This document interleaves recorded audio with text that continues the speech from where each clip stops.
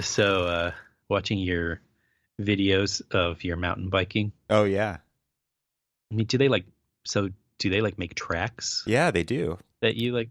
That's, I Not mean, everywhere, obviously. Like that's an actual bike park, and you go there, and I actually have a season pass, like a ski hill there, and it's good for the whole year. They're open year round because they don't get that much snow, and when they do get snow, they because it's clear the California, trails so that you can still ride your bike.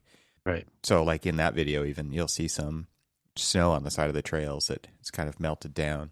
It's funny because as a kid, like I was born up there, and it's up by Lake Arrowhead, which is not the Okay. mountains right above me, but the next set to the east, so above San Bernardino. So I live at the base of the San Gabriel Mountains. Those are the San Bernardino Mountains.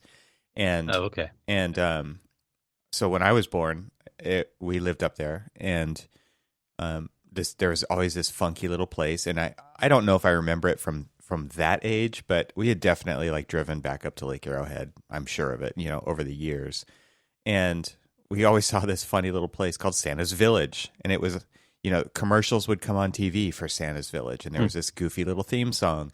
And it was like, it seemed like this place that was only open around Christmas time. I don't know. Maybe it was open other times of the year as well, but probably not as popular because of the name, right? Like they pretty much boxed themselves into being seasonal, it seems like. And so now you go to, it's called Sky Park at Santa's Village. So they've kind of done a shift in the name. And part of the attraction there is still Santa's Village, and it's very nicely done, but it's kind of Disneylandish with the little cottages with the fake snow on the roof in the summertime, but the real snow on the roof in the wintertime. But they've got like a climbing wall and a bouldering den and a bike shop and like five or six little restaurants and gift shops and zip lines and like cart track that you can like do these pedal carts around. They've got a little pond that you can learn how to fly fish in. So they've tried to make it this destination for all times of the year. There's hiking trails, but I was like opened up to this whole world of bike parks when we were on our trip over the summer. I had been to a couple bike parks a long time ago, and they were just terrible. They were no good back then, like 20 years ago. And Hmm. we went to one up in Montana at Whitefish Mountain, and which I think they claim to be like the first bike park on the West, or the first ski resort kind of turned into a bike destination on the West Coast. Hmm. Okay. And then it was like, oh, well, let's figure out where more of these are, because riding chairlifts up is amazing, and just riding your bike down is it's pretty fun, right? So down here though, Sky Park is there's no chairlift. So it's ride your bike up and ride your bike down and ride your bike back up and then ride it down. So it's really more like a trail system, but you ride one Hmm. trail up, so it really makes it like less prone to crashing. You don't want people riding up the same trails people are riding down, which is how every Right. normal Right. hiking trail is, but at a bike park where you're going to have a lot of bikes, you wouldn't want that. So you ride this one trail up, and it's not too difficult of a climb, but it's not too easy either. So you kind of earning your downhills, and then from this one top point, there's five or six or seven trails that kind of take off from there, and they're all downhill trails. So there's a lot of wood features, there's a lot of jumps, there's a lot of berms, and it's totally tailored only for like mountain biking. It's pretty rad. So they have like bunny trail, double Hmm. diamond, triple Yeah, diamond they're stuff. all they're all rated just like ski hills. So yeah, there's the green circle for the easiest. There's the blue square for intermediate. There's black diamond and then double black diamond. And then in kind of biking lingo, they actually have above double black diamond is what they call a red trail, and that's a pro line, which is a lot more like what you would Uh, see on Red Bull or something. okay. Okay. Yeah, I was looking at when I was watching the video. That would be where I would fall. That would be where I fall. Oh, I just fell here. Yeah, I mean, And the funny thing was is that when I was a kid, like you didn't have like massive BMX, like we had like BMX tracks and all this right, other stuff that right. we would ride around with and all that other stuff. But I don't know, as many crashes that I've been in for some reason as a kid on my BMX and busted head open, busted eye open, Hmm. busted whatever open and stuff. I was like, it just doesn't seem appealing to me. Give me a nice flat road and you know That's it. Yeah. This is to me it's kind of replaced rock climbing because of the rock climbing gyms being closed and the access to trails Mm. being so easy for me here Yeah. that it's and my this all started with BMX for me too when I was, fourth grade or whatever, Yeah. Yeah. going to bike tracks. And I loved it back then. And I continue to love it for the same reasons now. And so getting out on the trails has just been my way to not only escape kind of the day to day, but also like rock climbing, it's just kind of this you have to be totally present because if you're not, you're going to go over something. You are going to crash. You Yeah. are going to go over the edge. And so it focuses you to be in that moment. Like I don't listen to any music. I don't listen to any podcasts. I'm trying to be in nature. So I don't want anything in my ears except nature. I love it. I mean, to me, it's kind of doing double duty of being outside in nature and getting away from the screen, but it's also Right. the continuation of like creativity and problem solving, and to some level there is some art to it. Yeah. I can see that. I mean, sadly, I don't seem to have that confidence on the. I mean, it's been a while since I've even ridden a mountain Oh, bike. I think the you have to last time I build was it. mountain Oh my biking. gosh, yeah. Yeah. The mountain biking that I've done, like sort of like that, maybe not quite as that was in Germany, and that was 30 years ago. Yeah, So right. it's Well, and it's bikes have been come a while. long way. Like it's amazing what they can do to kind of smooth out what's happening underneath you and give you that Yeah. confidence, right? So equipment has gotten way, way, way better. Yeah. So that helps. But also like you just progress, right? And if you got 1% Yeah. better every time you went, like you wouldn't be able to kind of see that transition happen quickly, but it would happen. Like I say in the video, like the first time I went down this, it took me over 5 minutes or 8 minutes or whatever it was. And you go next to all the features. You don't go over the features, right? And you I would stop be going next to. and you look at them, right? And you watch other people do them and you You're like, figure out where you need to be when. And then as you start to build confidence on one feature, then you try the next one, right? And so it totally is like this normal progression of just like you have on a project, right? It's like you start with a pen on trace and you end up drawing details, right? So Right. it's exactly the same thing. Well, the funny thing is that when people are like, how do you do like a big project like that or something like that? And you're like, well, it's not like I started off like doing big projects. I mean, hell, you start with like the 20 by 20 maintenance shed in sunny St. Pete, Florida. You're like, right. ooh, that was like the most complicated thing I've ever done. And Right. then you progress all the way up to the couple 100,000 square foot research lab type stuff. And Yeah. That you're actually doing surgery on a building instead. Yeah. Exactly. Crazy stuff. Exactly. Yeah, there's this quote that I think I read it yesterday, and I can't remember who said it. It was like some famous scientist or something, but it was like the best thing about the future is that it only comes one day at a time. Right? Because if it was more than that, you wouldn't be able to handle it. I wish, one I wish step. people would like realize that. Yep. Because sometimes people get so overwhelmed with, like what the future brings. I'm like, I literally, I can't care about like tomorrow if I'm not taking care of today. Yeah, exactly. It's so important because there's so much worrying about the future. There's so much worrying about the possibilities that could happen. And we tend to kind of invent possible futures, and that gives anxiety, right? It gives a lot of anxiety about like what could happen if we don't do this, and what could happen if we do this, and what if they say this, and so many like that actually came up in another conversation recently, which is people compromising. I know we've talked about that on Archispeak quite a bit. Is compromising, like making decisions for clients without the clients even being there to say yes or to say no. We say no for them so many times because we're inventing that future of disappointment in many cases. It's like, no, we don't want to ask them that because we don't want to be disappointed. So let's disappoint ourselves now and get it over with. Right? Yeah, exactly. It doesn't sting as much, right? Exactly. And then is you're saying is like, you sort of hamper yourself from trying to become adventurous and trying to do things and let those creative juices flowing, because you're dwelling on the no, or you're dwelling on something that is preventing you from trying to do something more. And so, like I'm saying, back to like the bike trail, I'm watching him. God, I could never do that, because I remember when I crashed and it hurt and all this other stuff. And, you were talking about being in the moment. I could guarantee you that when I was young and stupid and doing all of these jumps and everything else, I was not really necessarily in the moment per se. I was more like showing off and being, totally the whatever with that and stuff. And so when you are focused or dwelling upon the result that you don't know is going to come, mm-hmm. it's going to prevent you from trying to do it. Totally. Yeah. I mean, how many times have you been in a situation where someone's like, "Oh no, that'll never work," and it's like, exactly. Like, okay, well, then I'll try. If you say so, right?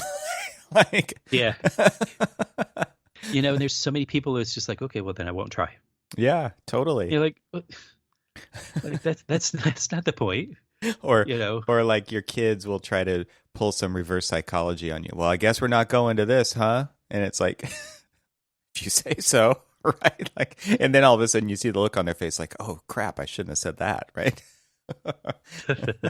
We've done that before, and it's a great lesson for the kids. Like if you're seriously gonna say something like that, we can make it true, right?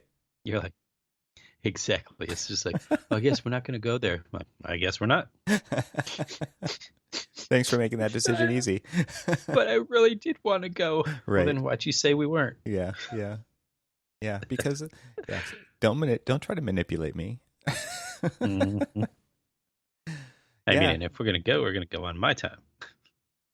Yeah. So for me, with starting this channel, it's really about doing something else, right? Like I really wanted to do something not architecture and put it out into the world. And to me, like, because I enjoy it so much, I'm really just trying to attract a community of people who enjoy it, and so that we can do it together, because seriously, it's way more fun with more people. So I'll see if that happens or not, but it's fun. It's a creative outlet for me to make those videos. It's fun to film them. Like I've filmed a lot of stuff over the last 6 months, and only now am comfortable starting to put stuff out there, because like you have to get into the flow of what you capture, when you capture it, how you put that into a story. And to me, that's probably the more interesting thing about what I'm trying to do than what a lot of channels do, which is just show trail footage. And it's like, well, that's useful if I'm going to go ride that trail, but I would rather show up for a story, right? And exactly. I think that makes it more like something that you would want to come back for. It's not just like a book in the library, but more of like a story that you get to listen to or watch. So I like that part of it. So let's back up a minute. So, we kind of like dove into, me saying, hey, I saw your video. So tell everybody exactly what it is that we're, kind of like droning on about. Oh, well, it's a YouTube channel that I started that's not on my like Troxel YouTube channel. So it's called Troxel MTB, and it's just about, I was originally thinking I might call it like trail stories or something like that, but I feel like it's just easier to search for this moniker that I'm using for the other podcast, and for my website is trxl.co and stuff like that. So I felt like it just kind of fits that into that better, but it's Troxel TRXL MTB, and MTB stands for mountain biking. And so it's just me telling various stories of adventures on the mountain bike. And so sometimes that's going to be, it is going to be like a trip or an adventure that I go on specifically. Sometimes it's going to be like testing some equipment and talking about that, because I love to tinker. Like I love to put bikes together. I do all the mechanical stuff myself.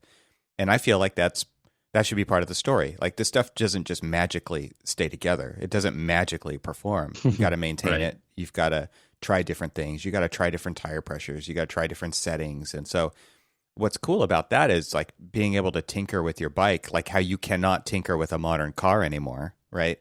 A bike is very much kind of old school in that regard, which is like you get to mess with stuff and try different things out.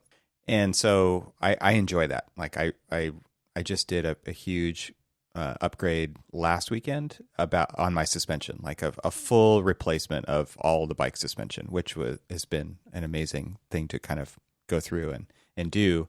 Because this is normally people just go drop their thing off at the shop, and that's not tenable for multiple reasons right now. Like bike shops are slammed. Like there's no way that you're going to drop something off and get it back in a month. So part of it is me learning how to do this stuff and showing that on the channel, doing these things to show other people that they can do this kind of stuff and hopefully inspire them to do that. But then also just show my progression over time. It's a way for me to kind of memorialize that and get better and try different things and inspire people to get outdoors and go do something different than sit behind a screen. I feel like there's a lot of suffering going on because of all of the screen staring that's happening in these times of kind of isolation and you know, this one device that connects us to the world, or multiple devices that connect us to the world. So and then just trying to make something creative, and so other types of videos are like showing that creativity on the trail off. So like figuring out a line, figuring out the fastest way to do this thing or the best way to do this thing or to conquer this feature or whatever. So we'll see what happens. I don't know. I don't really have too many expectations. I don't have a schedule of releasing videos.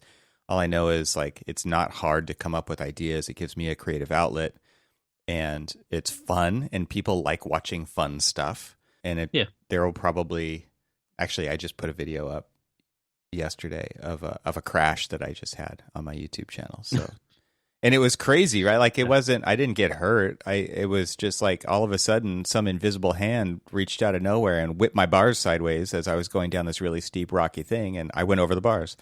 It's like, whoa, I didn't see that coming. And luckily I got it on film.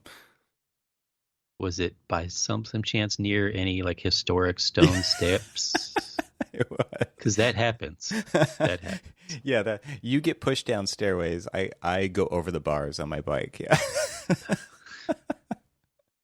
It happens to us olds.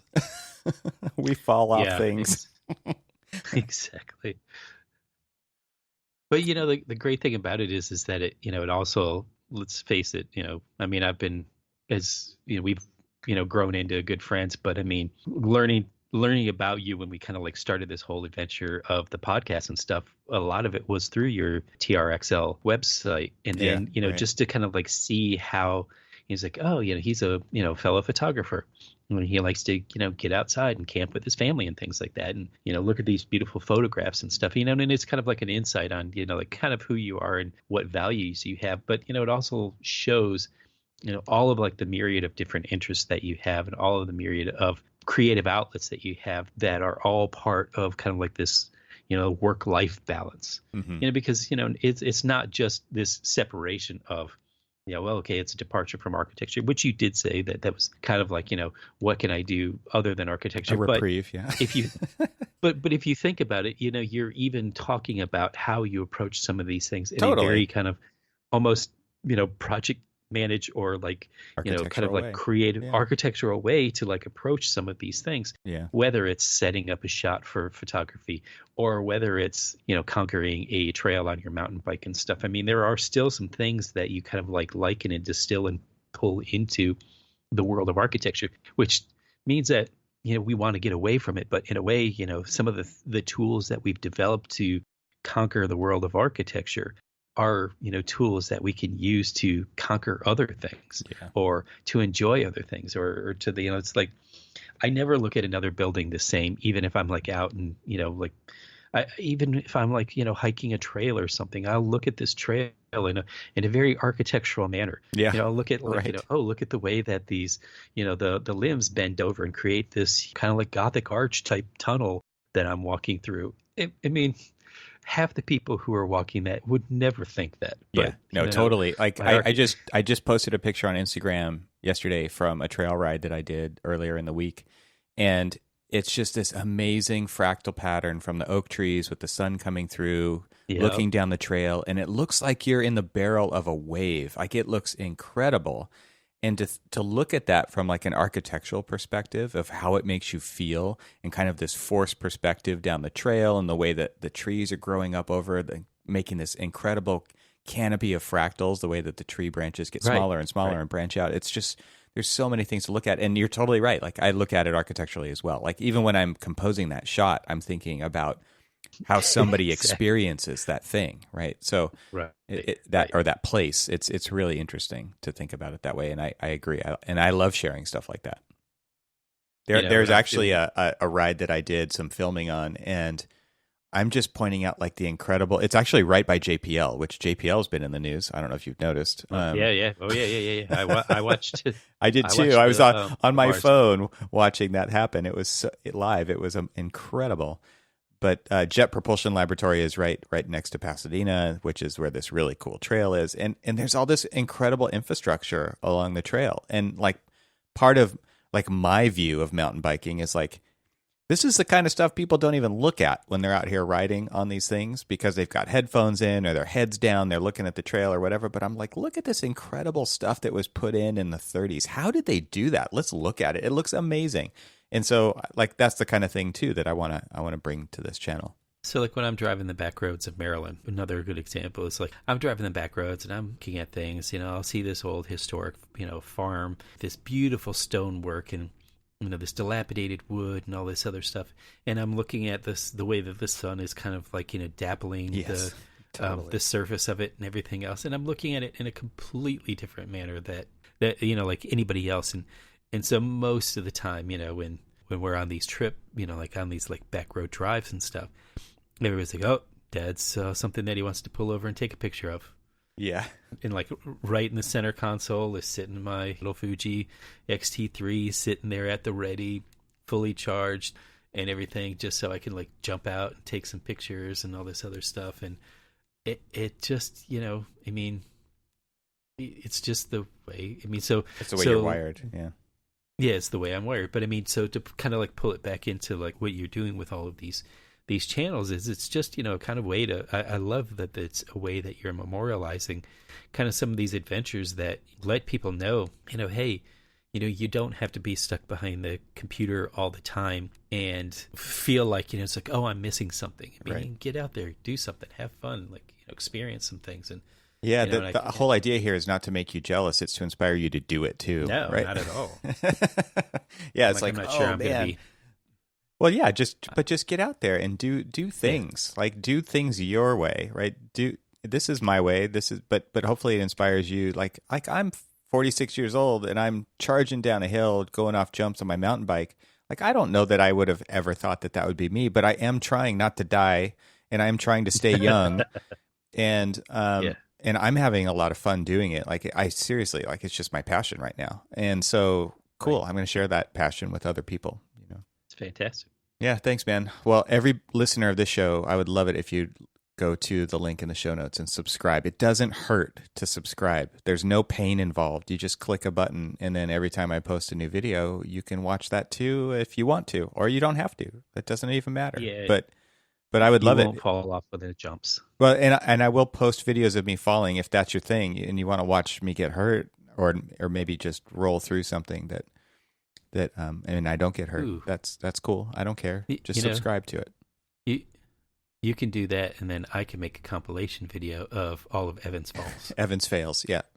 You could have your own channel, just taking content from my channel, just cutting out all the other stuff, and just show the good stuff, which is old people falling off bikes, meaning Evan falling off bikes. And that's exactly what it would be called. Somehow we take pleasure in other people's pain. I might throw in every once in a great while Cormac falling down a set of stairs or something, because that seems to happen more often than not recently. I'm glad I'm not alone. Yeah. Though I told you that I did return to the scene of the crime, the last occurrence where I did that, and did actually walk back up the steps. And I realized that every time I stepped on each of these steps, now they aren't like, your normal like 7-inch rise and 11-inch run thing. I mean, these are big kind of like stone plates, flat stone, and realizing that they like teeter. Every step is teetering. Oh my gosh! And as I'm like walking up, and they're probably like, I don't know, 2 feet. Uh-huh. The width of this thing, The depth is of the tread. probably like, so like, yeah, the depth of the tread's like, maybe 2 feet, possibly even longer than that, and then the width is probably like around 3 to 4 feet. But it's just this big stone slab, and they're like basically kind of sort of stacked on top of like rubble underneath them as they, Sure. kind of go up this, from the old place up to the house and stuff. And I'm looking at it and I'm like, well, of course I was going to fall if I wasn't paying the hell attention, because Yeah. I was in the moment of trying to take a picture of You weren't looking at what you were walking this on. little stone house, and I wasn't, and it teetered off and tumble on down the road. Well, these things don't take care of themselves. People, like, maybe there's a whole lesson in here about maintaining your building, or maintaining your staircase, or maintaining a trail. Even like these, they don't take care of themselves. You've got to get out. Maybe you and your kids, you can go out there and like maintain those steps for them, and make Sleepy Hollow better. Well, this one was at Antietam National Battlefield, Oh, okay. and so But how much do you want to mess with the haunted staircase? yeah, I was gonna say, I think I've had my fill of that staircase. I walked past it with a little bit of side eye. Hmm. I did, however, like walk around and look to see if I could find any of my old camera parts that had like broken off.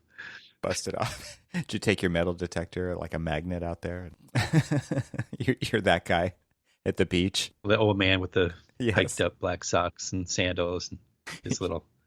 No, it wasn't that bad. That would be awesome. That'd be a great cover image for this episode. I can share at least the picture of the stairs that There you go.